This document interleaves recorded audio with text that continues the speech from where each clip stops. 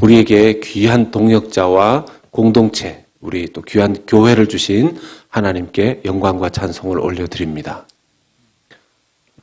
여러분, 동역자를 주신 것에 정말 감사하십니까? 네.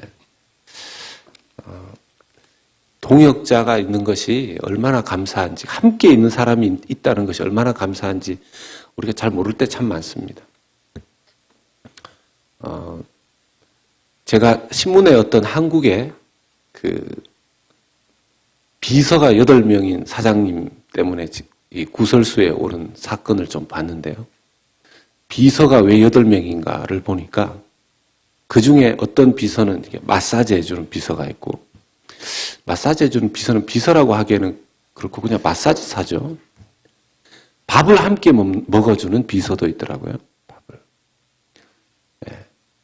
그분은 월급을 얼마를 받는지 모르지만 식사만 같이 옆에서 이렇게 해주고 월급을 받으니까 참 밥을 드실 때 어떻게 드시길래 비서가 필요한지 모르겠습니다.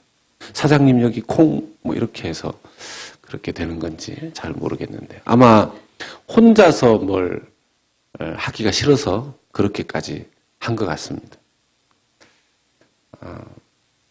얼마나 외로우면 참 그렇게까지 하는가 생각이 듭니다. 반면에 그런 뭐 돈으로 사람의 마음을 또 사람과 함께 있으려고 하는 사람이 있는가 하면 정말 그 동역자의 그 사랑을 알고 그 공동체의 소중함을 알기 때문에 그 공동체를 아끼는 그런 경우들도 있죠. 제가 대학을 졸업하고 곧바로 신학교에 가지 않고 IBF라는 선교단체에서 사역을 하게 됐습니다. 간사라는 이름으로. 근데 저보다 앞서서 그 간사님이 되신 선배님들이 많이 있었죠. 저는 빨리 그만두고 신학교를 가야지 이런 생각들을 많이 했었습니다. 왜냐하면 이 간사라는 위치가 포지션이 정말 애매한 거예요. 소위 말해서 사례비도 너무 작고 그랬는데 막상 이 선교단체 간사가 돼서 살아보니까 저보다 훨씬 좋은 직장에 갈 수 있는 선배님들이 그 박봉을 받으면서 그리고 아마 교회를 갔으면 더 빨리 교회에서 인정받을 수 있는 그런 좋은 신앙을 가지고 있고 또 신학교를 가도 아주 공부를 잘 하실 그런 분들인데도 그 애매한 포지션에서 간사라고 하는 그 애매한 이름을 가지고 목사도 아니고 선교사도 아니고 그런 이름을 가지고 그리고 또 주로 우리 선배 간사님들이 간첩 신고도 많이 받았어요.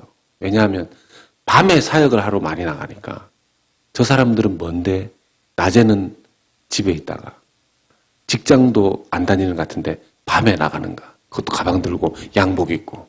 그러니까 간첩이다. 그래서 저는 아니지만 간첩 신고를 받은 선배님들도 계셨어요. 제가 이제 그런 공동체 속에 같이 참 힘겨운데 있다 보니까요. 그 사람들이 얼마나 소중한 사람들인지, 얼마나 하나님을 사랑하고 하나님께 깊이 헌신하는 사람들인지 제가 깨닫게 됐습니다. 소위 말해서 전우회라는 게 생겼죠. 나중에 제가 원래는 빨리 끝마치고 신학교를 가려고 그랬는데 제 마음에 하는 데까지 하자. 죽을 때까지 하자. 이런 생각들을 했었습니다. 그런데 또 이게 보면 제 마음대로 안 돼요. 오래 하자 생각했는데 어느 한 시점에서 하나님께서 이제 그만하고 신학교 가라. 그런 하나님께서 저한테 그 길을 인도하셨을 때 그 공동체를 떠나는 것 때문에 그 박봉에 그 애매한 그 포지션에 그 일을 떠나면서 그렇게 울었던 기억이 납니다. 제가 그 울었던 이유가 하나님 앞에 너무 죄송스러운 거예요. 뭐가 죄송스럽냐면 저보다도 훨씬 오랫동안 헌신하고 섬기는 그 선배님들은 아직까지 참고 있는데 제가 먼저 그 공동체를 나와서 신학교를 가야 된다는 게. 제가 그렇게 신학교 가면 뭐 길이 막 활짝 열립니까 어디?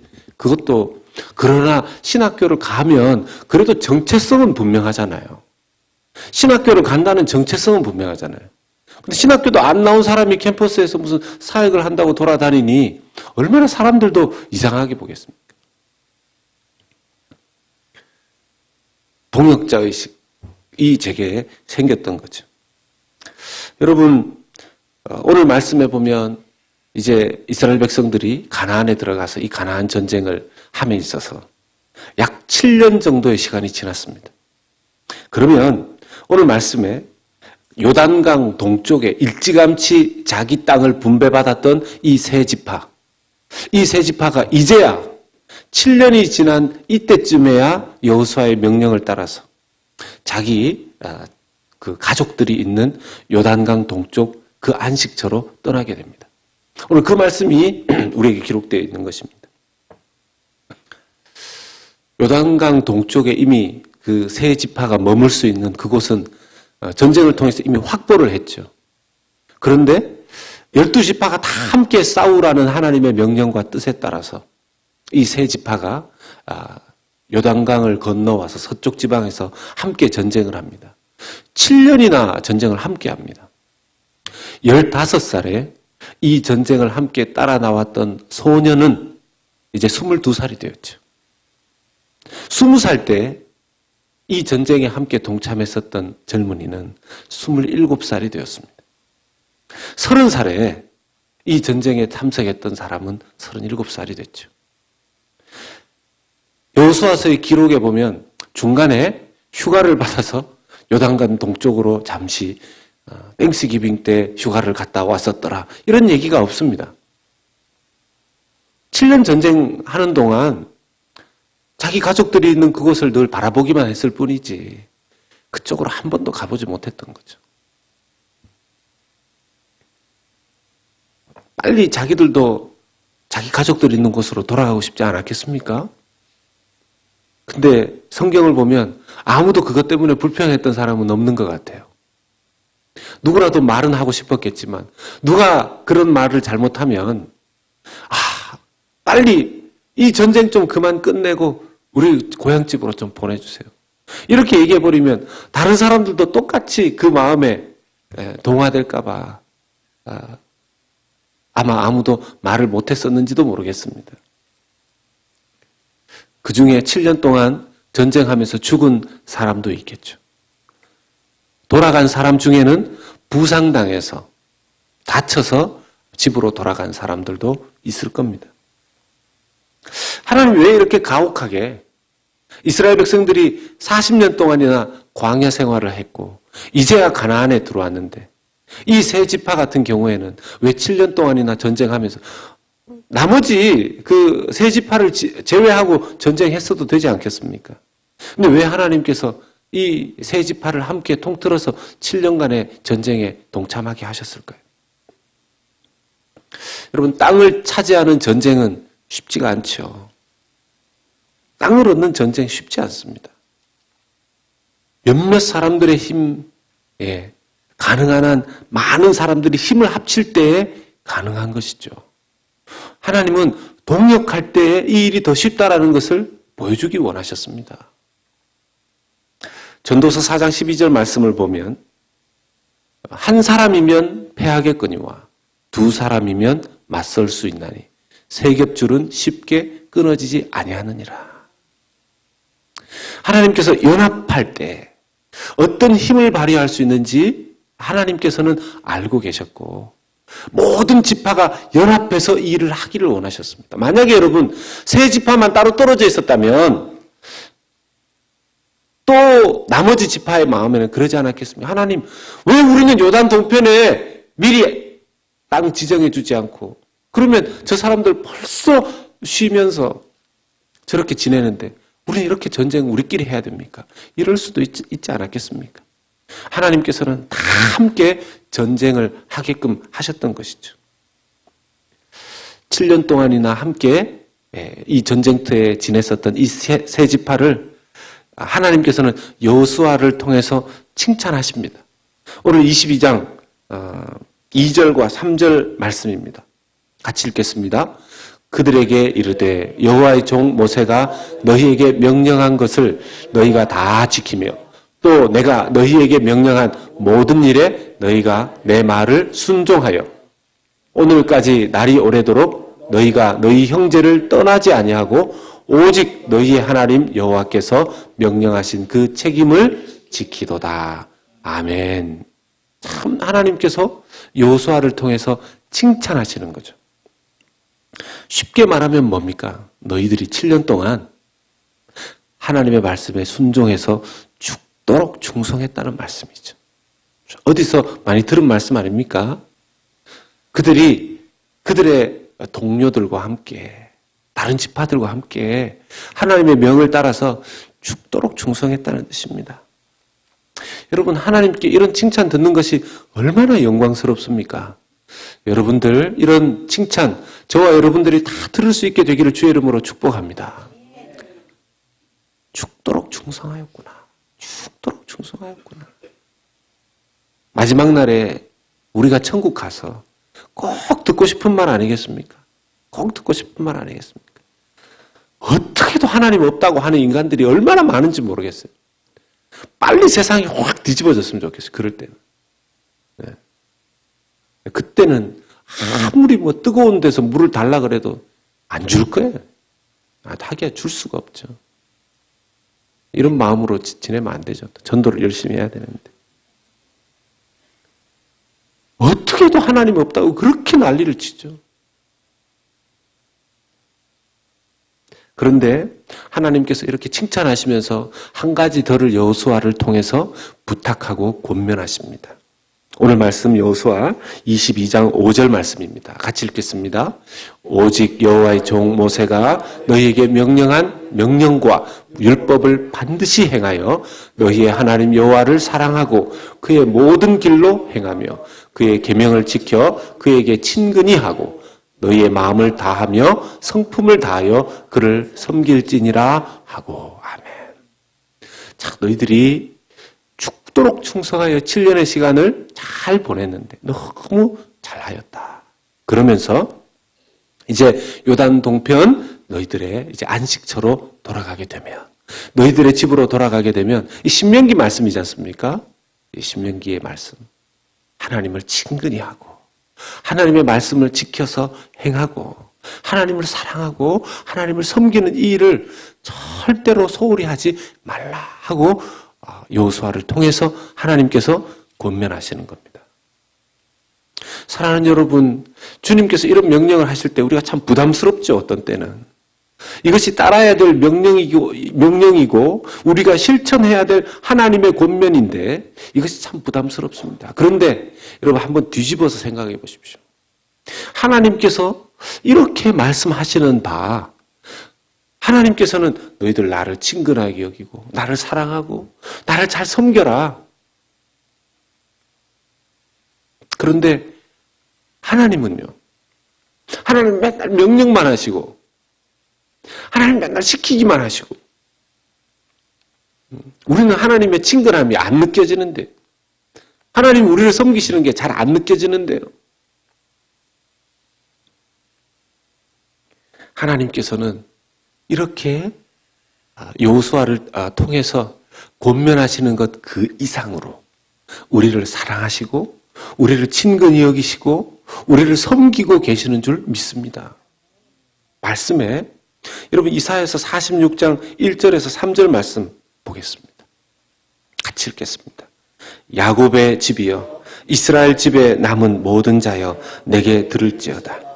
배에서 태어남으로부터 내게 안겼고 태에서 남으로부터 내게 업힌 너희여 너희가 노년에 이르기까지 내가 그리하겠고 백발이 되기까지 내가 너희를 품을 것이라. 내가 지었은즉 내가 업을 것이요 내가 품고 구하여 내리라.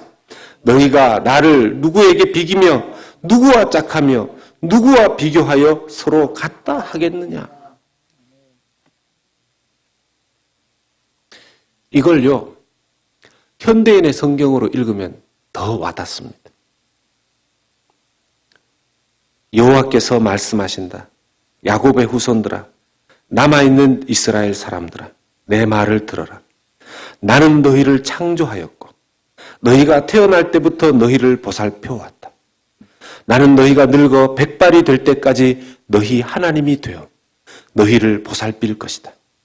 내가 너희를 만들었으니 너희를 돌보고 보살필 것이며 너희를 도와주고 구해주겠다. 도대체 나와 같은 자가 어디 있느냐? 너희가 나를 누구와 비교할 수 있겠느냐? 하나님께서 우리를 업어서 키우시고 안아서 키우시고 백발이 될 때까지, 이게 무슨 의미입니까? 주님 품에 안길 때까지 내가 너와 함께 하겠다 하지 않습니까?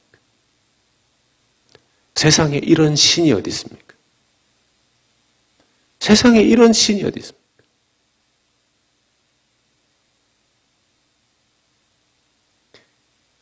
하나님이 이미 이렇게 우리를 사랑하고 계시고 하나님이 이렇게 우리를 안아 인도하고 계시다면, 그것을 정말 믿고 깨닫는다면 하나님 앞에 여호수아가 이스라엘 백성들에게 권면한 그 권면은 우리가 당연히 할 수 있는 것이죠.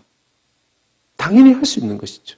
그 하나님의 사랑을 모르기 때문에 하나님의 명령이 부담스럽게 우리에게 들리는 것이죠.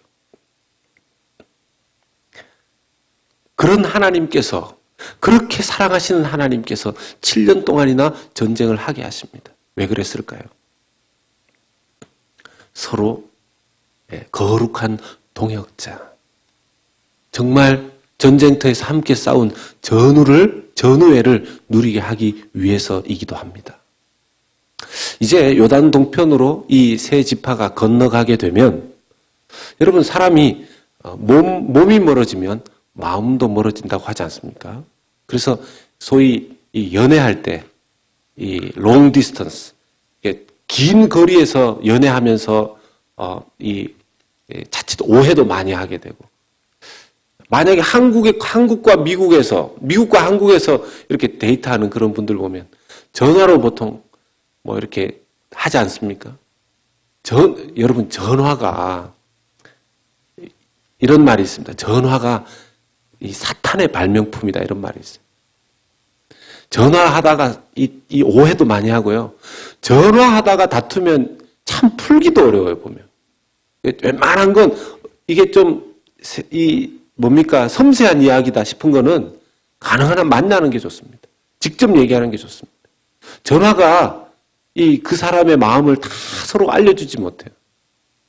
그래서 멀리 떨어져, 이렇게 가깝게 그 연애하고 하다가 멀리 떨어지는 바람에 몸도 떨어지고 마음도 멀어져가지고 헤어진 사람들도 꽤 있을걸요? 여기는 다 이루어져서 계신 분들이시지만. 아니나 다를까, 오늘 이 본문이 지나가서 이 세 지파가 요단 동편으로 건너갈 때쯤에 큰 오해가 생깁니다. 그건 그 다음번에 말씀을 통해서 해결하지만, 그래도 이들이 전우회가 있었기 때문에, 그들이 서로 동역했었던 7년의 시간이 있었기 때문에 그 오해를 넘어갈 수 있는 단초를 하나님께서 제공하십니다. 하나님은 우리가 동역하기를 원하십니다. 하나님, 우리가 동역하기를 원하십니다. 함께 싸우고 함께 일하기를 원하십니다. 그게 하나님께서 공동체를 주신 이유입니다. 가족을 주신 이유고 교회로 만나게 하신 이유입니다. 이걸 깨닫지 못하면요, 하나님의 뜻 안에서 큰 전쟁을, 승리를 맛보지 못합니다. 지금 내가 거룩한 하나님의 그 동역의 일을 하고 있는지, 내가 거룩한 동역자들 가운데 속해 있는지, 주님의 일이라면 주님의 일 속에 내가 발벗고 나서고 있는지 우리가 돌아봐야 할 것입니다. 그렇지 않다면 외딴 섬처럼 우리 자신은 공동체를 향하신 하나님의 뜻을 이루지 못한 채로 외딴 섬처럼 뚝 떨어져서 지내게 되는 것이죠. 고린도전서 3장 9절 말씀입니다. 우리는 하나님의 동역자들이요 너희는 하나님의 밭이요 하나님의 집이니라. 우리가 하나님의 동역자들이랍니다. 하나님의 동역자들이랍니다. 하나님의 동역자들이라고 분명히 말씀하셨는데 동역, 같이 일 안 하고 있다면 사랑하는 여러분 지금 거룩한 하나님의 동역자로서 동역하고 계십니까? 우리가 몇 가지를 살펴보기를 원하는데요. 나는 지금 동역하고 있는가? 나는 지금 동역하고 있는가? 여러분 7년 전쟁하는 동안 자기들도 가정으로 돌아가고 싶었을 거 아닙니까? 자기도 쉬고 싶었을 거 아닙니까? 근데 전쟁터에서 전쟁 7년 그대로 하지 않습니까? 모르겠습니다. 배신하고 돌아간 사람이 있었을지는 모르겠어요. 그런 사람들 때문에 연합군의 사기가 많이 떨어졌겠죠. 하나님께서 원하시는 연합의 사역에 내가 동참하고 있는가? 두 번째는 동역을 하고 있을 뿐만 아니라 하나님의 뜻대로 동역하고 있는가가 중요합니다. 하나님의 뜻대로 동역하고 있는가? 하나님 말씀대로 순종하면서 그 책임을 감당하는 귀한 모습들이 그들에게는 있었다고 하지 않습니까? 말씀대로 그들이 순종하며 7년을 싸웠다고 하지 않습니까? 자기 방식대로. 그렇게 안 했다는 거죠. 자기 고집대로. 분위기대로. 그렇게 싸우지 않았다는 것입니다. 혹시 내가 하나님의 일을 할 때 내 고집대로, 내 방식대로 세상의 분위기와 주위의 분위기를 만들어가면서 그렇게 동역하고 있는지 살펴봐야 될 것입니다. 세 번째는요. 동역자들과 축복을 나누면서 사역하고 있느냐는 것입니다. 동역하는 것이 우리 동역자들에게 축복이 되고 있느냐는 것이죠. 여러분 어떻게 하면 함께 동역할 때 축복이 나누어질 수 있을까요? 제일 중요한 키워드는 겸손입니다. 겸손입니다. 빌립보서 2장 3절 말씀 같이 읽겠습니다. 아무 일에든지 다툼이나 허영으로 하지 말고 오직 겸손한 마음으로 각각 자기보다 남을 낮게 여기고. 이게 잘못 읽으면 자기보다 남을 낮게 여기는 게 됩니다. 지읒이 아니에요. 낮게 여기는 게 아닙니다. 근데 공동체 안에서 일하다 보면 아니 그게 아니고 일을 그렇게 하는 거예요. 내 말대로 해야 된다니까. 내 말대로. 왜 안 됐느냐? 내 말대로 안 해서 안 됐다는 거.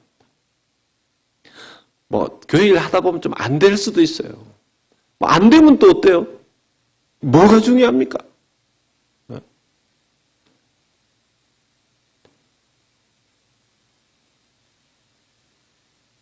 야유회 가자 그러면 꼭 산으로, 절반은 산으로, 절반은 바다로. 산파, 바다파. 그래가지고 싸우고. 교단이 나눠지는데 시편으로만 찬송을 해야 된다? 아니다. 나눠지고. 피아노를 쓸 수 있다. 키보드도 쓸 수 있다. 이래가지고 또 나눠지고. 뭐 하여튼 건수만 생기면 뭐가 중요합니까? 그게. 네, 뭐가 중요합니까? 하나님의 뜻과 말씀에 위배되지 않는 것 외에는 다 고쳐야 돼요. 다 고쳐야 돼요.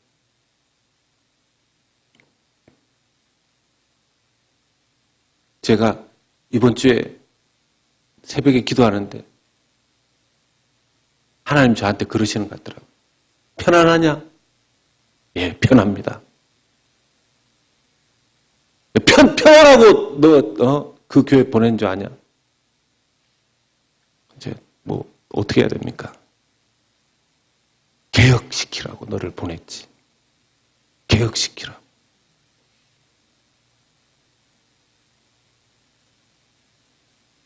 목사 너 편하게 교회에서 안정적으로 그렇게 지내라고 담임 목사 세운 줄 아냐. 교회를 리폼 개혁시키고 말씀으로 개혁시키고 기도로 개혁시키고 사역으로 개혁시키고 복음으로 개혁시키라고 보냈더니만 새벽에 기도.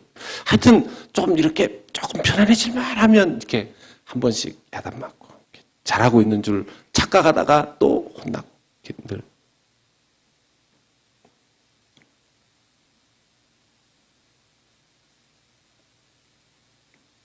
우리가 맞다고 생각하면 안 변합니다.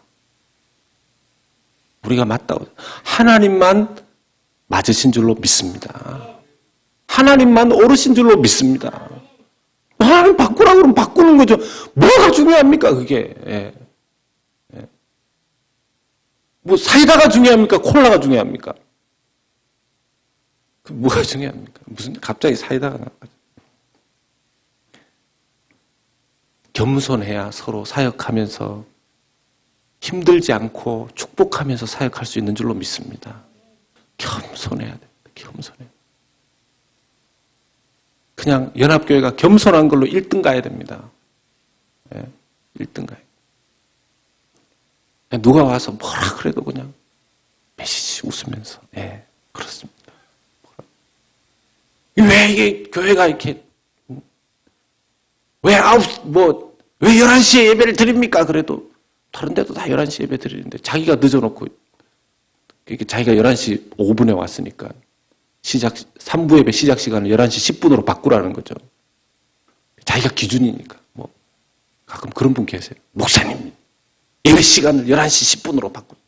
제가 뭐라 그러겠어요? 웃으면서 예, 아유, 예, 뭐 좀 예, 대답 안 하고 이제 빨리 웃으면서 딴 데 가야죠.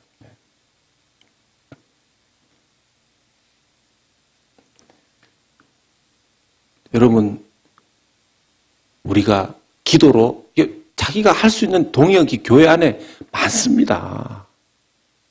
하나님 우리한테 없는 걸로 동역하라고 안 하세요. 저보고 키보드를 치라고 하나님이 하시겠습니까? 하나님도 생각이 있으신데. 예. 준비된 사람이 이렇게 동역하는 거죠. 어떤 때는 기도로 동역하라 그러시고, 어떨 때는 물질로 동역하라 그러시고, 어떨 때는 몸으로 동역하라 그러시고, 어떨 때는 시간으로 동역하라 그러시고. 교회에서 할 게 없는데요? 동역할 게 없는데요? 한번 뜯어볼까요?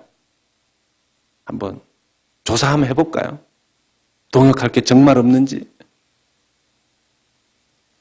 우리 교회가 이 거룩한 동역자, 하나님 앞에서의 동역의식이 회복될 때 하나님 앞에 놀라운 일을 하게 될 그런 교회로 거듭나게 될 줄로 믿습니다. 할 일이 얼마나 많은데요. 할 일이 얼마나 많은데. 나이 드신 분들, 왜 기도로 동역할 일이 얼마나 많습니까? 나이 드신 분들도.